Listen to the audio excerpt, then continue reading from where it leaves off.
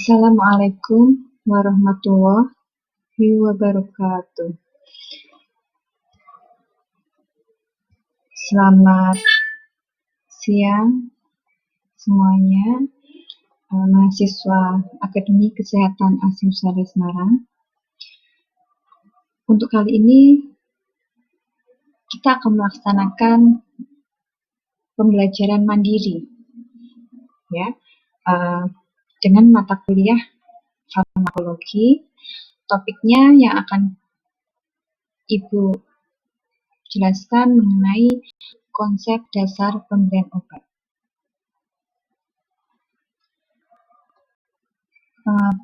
Pada kesempatan kali ini diharapkan mahasiswa dapat memahami dan mempelajari selain materi yang Ibu sampaikan. Jadi bisa belajar mandiri, cari buku, referensi, literatur di buku online ataupun di perpustakaan. Oke, langsung saja.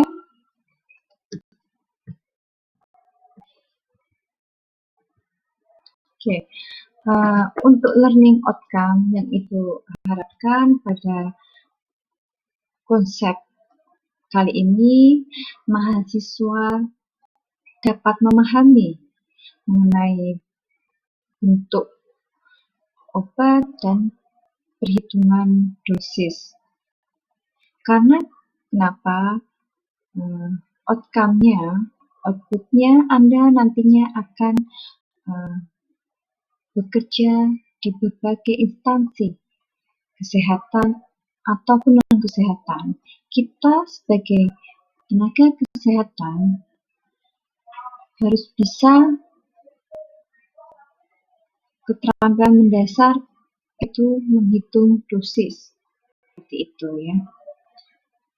Oke, kemudian selain itu juga mahasiswa diharapkan dapat menjelaskan prinsip-prinsip dan teknik dalam pemberian obat, antara lain lewat oral, sublingual, subkutan, intrakutan, intramuskular, intravena, rektal, dan obat luar.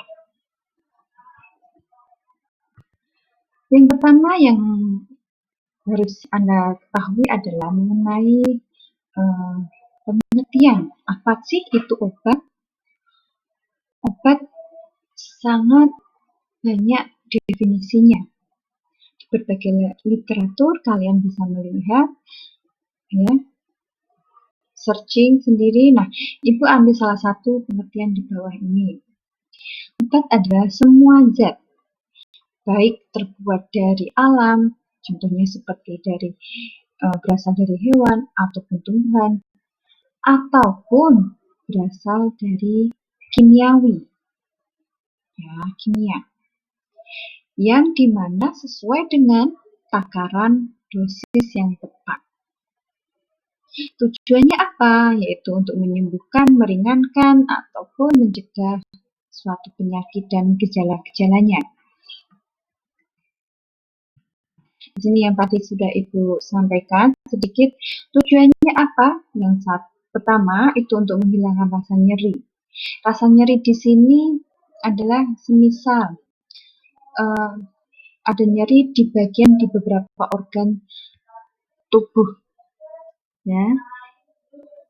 Bagian tubuh misalkan pusing nih, nah itu bisa diberikan obat meringankan penghilang nyeri, atau di berbagai bagian organ tubuh yang lainnya. Kemudian tujuan pemberian obat di sini memiliki efek topikal, efek lokal. Itu untuk obat topikal. Contohnya apa? Nanti akan disampaikan di slide berikutnya. Jadi hanya memiliki efek di sekitaran area pemberian obat tersebut. Kemudian efek samping yang terjadi minimal. Nah, di sini bisa diketahui sebelumnya tergantung. Ini sumber obatnya bisa ada yang memiliki efek samping yang minimal ataupun yang lebih tergantung dosisnya yang lebih tinggi ataupun rendah. Kemudian pastinya untuk menyembuhkan penyakit, ya. Gitu. Oke, kemudian langsung saja untuk slide selanjutnya ini adalah cara pemberian obat dan yang didasarkan pada bentuk obat. Nah, di sini juga ada efeknya. Masing-masing cara pemberiannya tersebut, baik fisik maupun mental. Nah, yang pertama adalah obat oral. Oral di sini adalah pemberian obat melalui mulut. Cara yang paling mudah dan paling sering kita lakukan, ya. Obat yang digunakan biasanya memiliki efek yang lama, ya, karena diabsorpsi terlebih dahulu di lambung, baru nanti didistribusikan ke berbagai jaringan tubuh, pembuluh darah. Indikasinya, ya, tujuannya untuk pasien yang harus dapat menelan. Kalau pasien tidak dapat menelan, tidak mungkin diberikan bentuk obat oral, ya, pastinya yang lainnya. Kemudian obat dapat bertahan dalam lambung. Nah, yang tadi Ibu katakan adalah setelah masuk mulut, obat tersebut pastinya akan didistribusikan ke lambung terlebih dahulu, diabsorpsi terlebih dahulu. Nah, baru nanti akan didistribusikan ke seluruh bagian organ tubuh lainnya. Ya. Oke.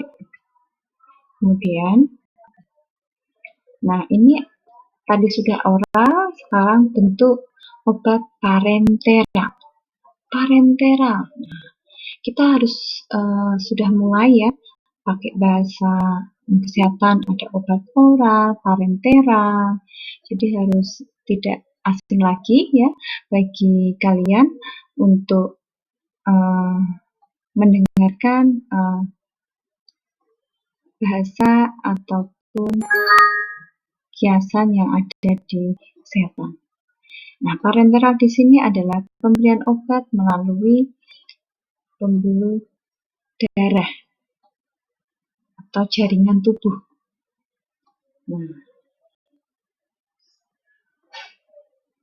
Nah, di sini efeknya lebih cepat diabsorpsi. Diabsorpsi itu apa? Diserap oleh tubuh. Beda sama oral. Oral itu lewatnya mulut nanti lambung ya. Ya, sistem pencernaan terlebih dahulu ya. Mungkin efeknya lama baru didistribusikan ke seluruh organ tubuh. Nah, kalau ini langsung ke pembuluh darah. Seperti itu. Makanya dikatakan parenteral. Tidak dapat ditarik atau diurungkan bila sudah diinjeksikan. Nah, jadi ini biasanya lewat injeksi. Ya, lewat injeksi, apapun itu injeksinya. Oke. Ya, jadi harus hati-hati. Jadi kalau sudah masuk nggak bisa ditarik. Beda sama oral. Misalkan masih sudah sampai mulut, kayaknya udah nggak mampu nih. Ya, itu bisa diambil kembali. Beda sama kalau sudah dimasuk di pembuluh darah. Ya, gitu. Oke. Nah, di sini parenteral. Nah, lebih cepat diabsorpsi, ya. Biasanya menggunakan fasilitas lainnya dibantu dengan siring pump, ya, jarum, ya, spad, ya, jarum atau spad. Nah, ini ya. Biasanya kalau kita lihat pasien-pasien di rumah sakit sudah terpasang infus, nah itu biasanya pada pemberian obat itu lewat jaringan yang sama dengan pemberian nutrisi infus tersebut, cairan infus tersebut gitu ya. Nah, di situ biasanya sudah kita bisa memberikan injeksi, terapinya parenteralnya bisa lewat saluran yang sama. Karena sama juga tujuannya, yaitu di pembuluh darah. Kemudian bentuknya biasanya ada yang ampul, ada yang ya kemasan obatnya parenteral tersebut. Itu pasti sudah steril. Nah, di sini. Nah, di sini adalah teknik-teknik injeksi. Ya, intrakutan, subkutan, intravena. Nah, itu semua kita katakan parenteral karena lewat jaringan tubuh gitu loh, ya. Nah, intrakutan atau kita katakan intraderma. Intraderma di sini memasukkan obat pada lapisan kulit. Nah, lapisan kulit. Jadi biasanya lapisan yang paling luar, ya, gitu. Biasanya untuk apa sih? Untuk skin test alergi. Ya, biasanya untuk obat-obat tertentu yang memiliki efek samping yang sangat cepat, ya, itu biasanya dilakukan atau ada pasien yang alergi terhadap obat-obat tertentu, antibiotik dan sebagainya, itu biasanya dilakukan skin test terlebih dahulu.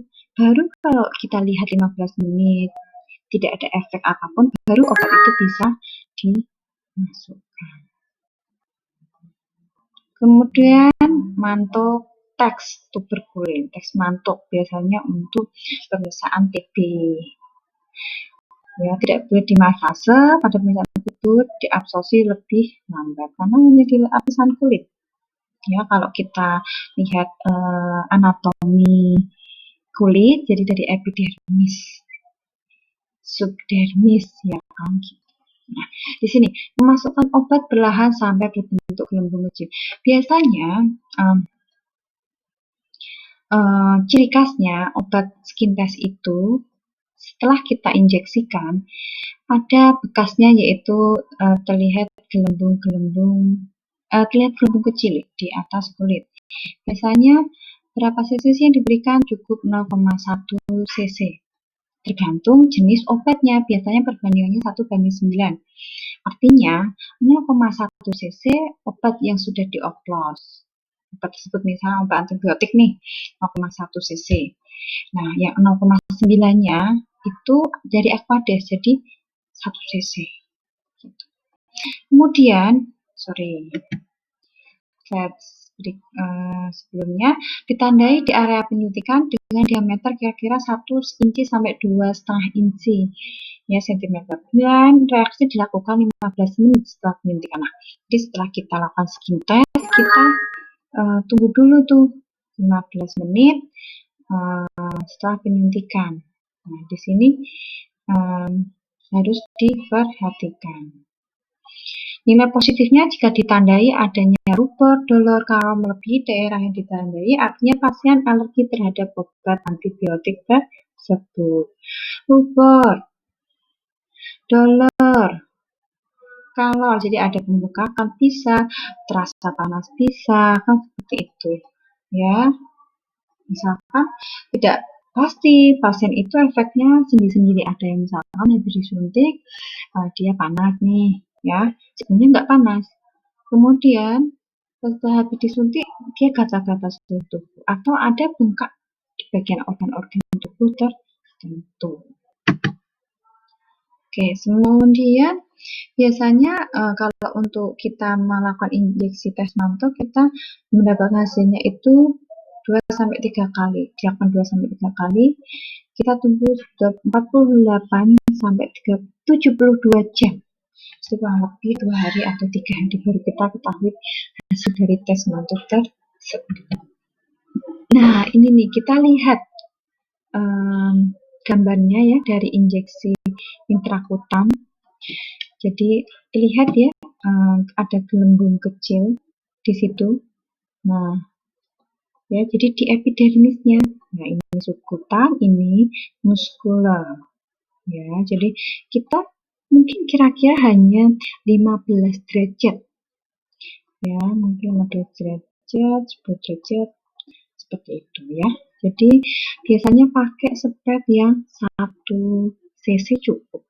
Ya, seperti itu. Jadi perbandingannya tadi 0,1 sama 0,9 ya, yang sudah kita oplos.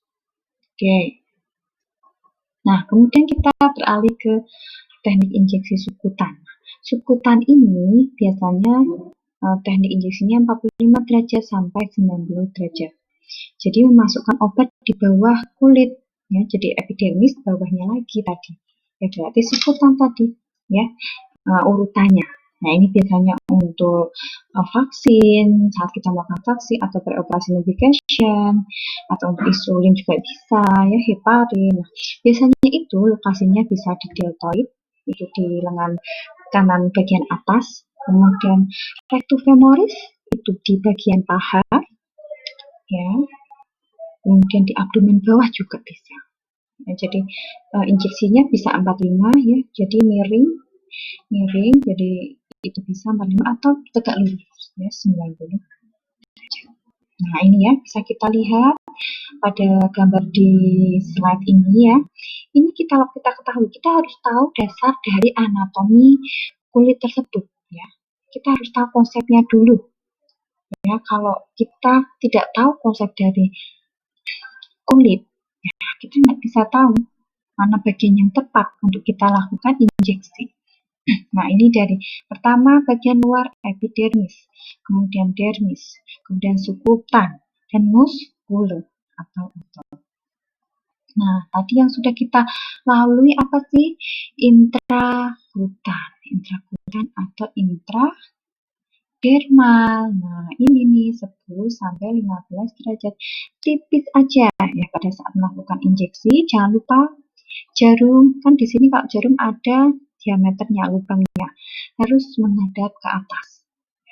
Posisinya masih spek itu batangnya masih di bagian sini, baru nanti kita dorong ke arah dan tergantung dari berapa cc tadi obat yang dimasukkan, gitu ya.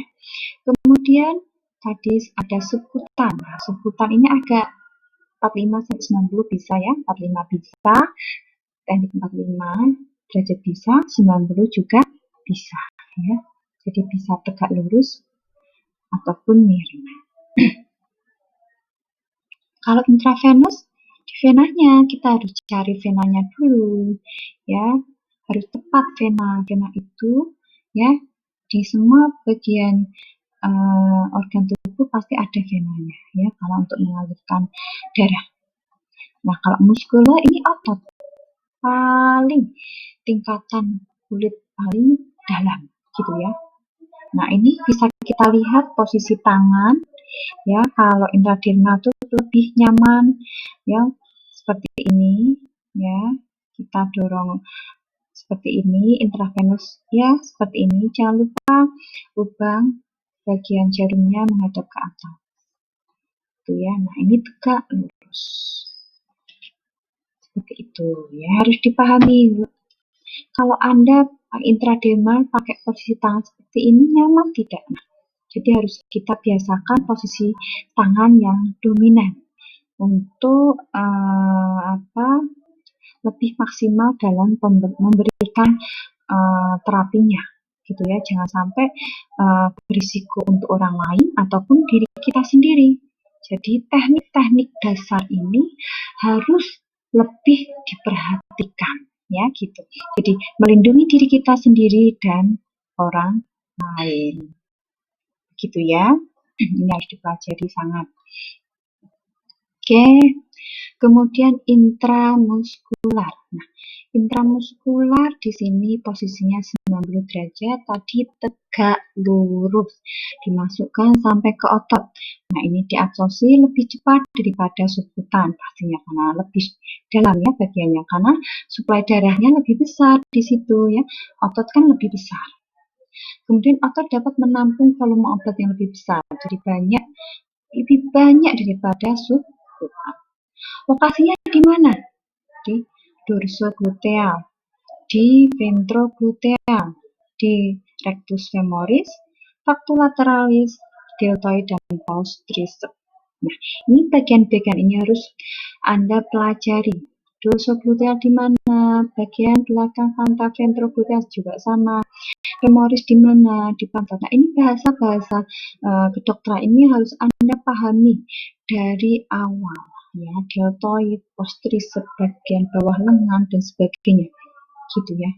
Itu harus dasar, ini bagian dasar Anda harus pahami benar, karena implementasinya, outcome-nya Anda pastinya kok di tenaga kesehatan pastinya tidak akan jauh dari implementasi ini besoknya, kan? Seperti itu injeksi dan sebagainya, pemberian obat, ya, injeksi ataupun yang lainnya.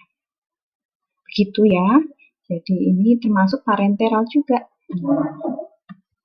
Nih, ya bisa kita lihat. Ini ya, deltoid, dorso, dan sebagainya.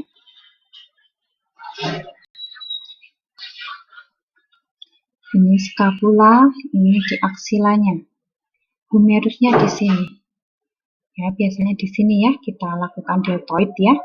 Jadi harus tahu, harus paham bagian-bagian tadi. Dibuka lagi, anatominya dibuka lagi. Ya, ini harus paham seperti ini. Ya, seperti itu ya.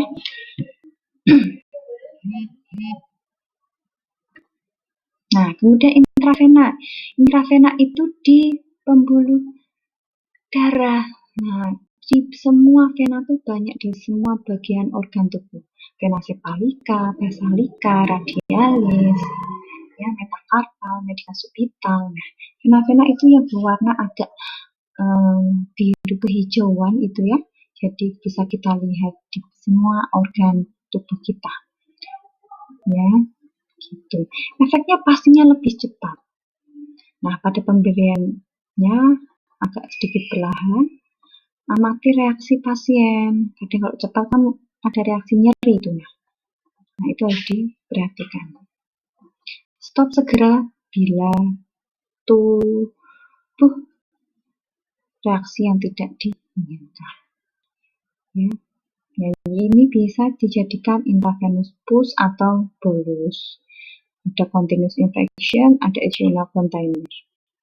Nah ya, ini harus dipahami vena-vena mana saja. Nah, kecuali di sini misalnya Anda melakukan injeksi pada area vena yang sedang luka ataupun kena luka bakar dan sebagainya, kita cari vena yang memang masih sehat di bagian area yang memang benar-benar dalam keadaan sehat dan tidak ada luka di situ. Ya, gini ya. Nah, ini saat kita mengambil darah, ini kan lihat venanya. Nah, ini vena. Bisa lihat ya, vena kalian masing-masing, khususnya di bagian tangan. Kalau ambil darah bagusnya memang di lengan, lebih mudahnya. Ya, pakai tourniquet untuk membendung, ya ambil darah dengan spet. Nah, sama aja saat melakukan infus ya, infus juga di bagian tangan, metakarpal dan sebagainya bisa. Ya, seperti itu.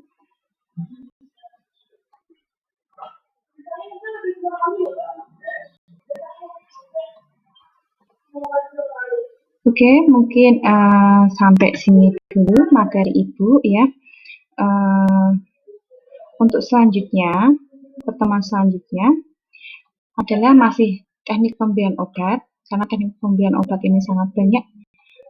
Mungkin butuh 4 kali pertemuan sendiri dalam pembahasan, ya, 5 kali sendiri, topiknya sangat banyak. Ibu jadikan beberapa materi terpisah. Untuk selanjutnya harus dipelajari mengenai teknik-teknik pemberian obat. Pertemuan selanjutnya kita bahas mengenai teknik pemberian obat topikal dan yang lainnya. Ya, penugasannya nanti akan ada di pertemuan ketiga, akan Ibu jelaskan. Gitu. Mungkin pada materi ini ada yang perlu Anda